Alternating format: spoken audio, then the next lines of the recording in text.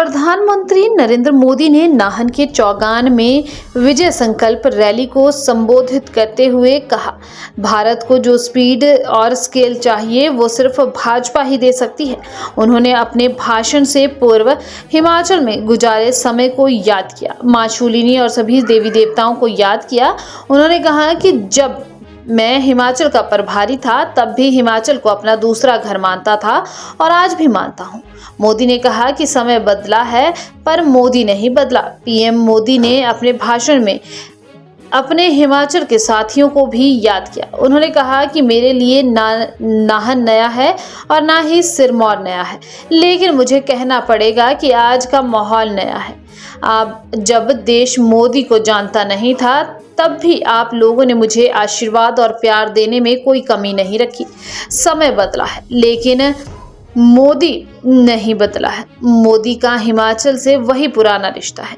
उन्होंने कहा कि मुझे आशीर्वाद चाहिए, एक ताकतवर भारत बनाने के लिए, दूसरा विकसित भारत बनाने के लिए और तीसरा विकसित हिमाचल के लिए। मोदी ने कहा कि हिमाचल प्रदेश सीमा से सटा हुआ राज्य है। हिमाचल के लोग एक मजबूत और ताकतवर सरकार का मतलब जानते हैं। मोदी आपके लिए जान की बाजी लगा देगा, लेकिन आप पर कभी संकट नहीं आने देगा। आपने कांग्रेस का दौर देखा है, जब एक कमजोर सरकार देश में हुआ करती थी। उस समय पाकिस्तान हमारे सिर पर चढ़कर नाचता था। कांग्रेस की कमजोर सरकार दुनिया में गुहार लगाती फिरती थी, लेकिन मोदी ने कहा कि भारत अब दुनिया से भीख नहीं मांगेगा। भारत अपनी लड़ाई खुद लड़ेगा और फिर भारत ने घर में घुसकर मारा। हिमाचल के ऊंचे पहाड़ों ने मुझे अपना हौसला बुलंद रखना सिखाया है। हिमाचल के ऊंचे पहाड़ों ने मुझे अपना सिर गर्व से ऊंचा रखना सिखाया है।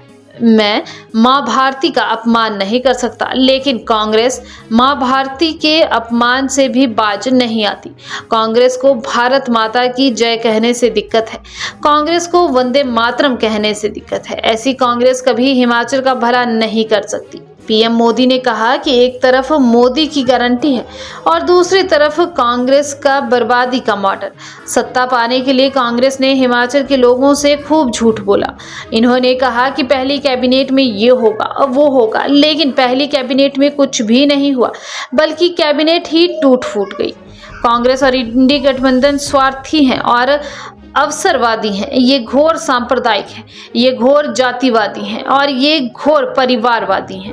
60 वर्ष तक कांग्रेस ने सोचा ही नहीं कि सामान्य वर्ग में भी गरीब होते हैं, उनको भी आरक्षण की जरूरत है। कांग्रेस ने इस समाज के बारे में कभी सोचा ही नहीं। मोदी ने आकर सामान्य वर्ग के गरीब लोगों के लिए 10% आरक्षण किया और इस देश में कोई झगड़ा नहीं हुआ।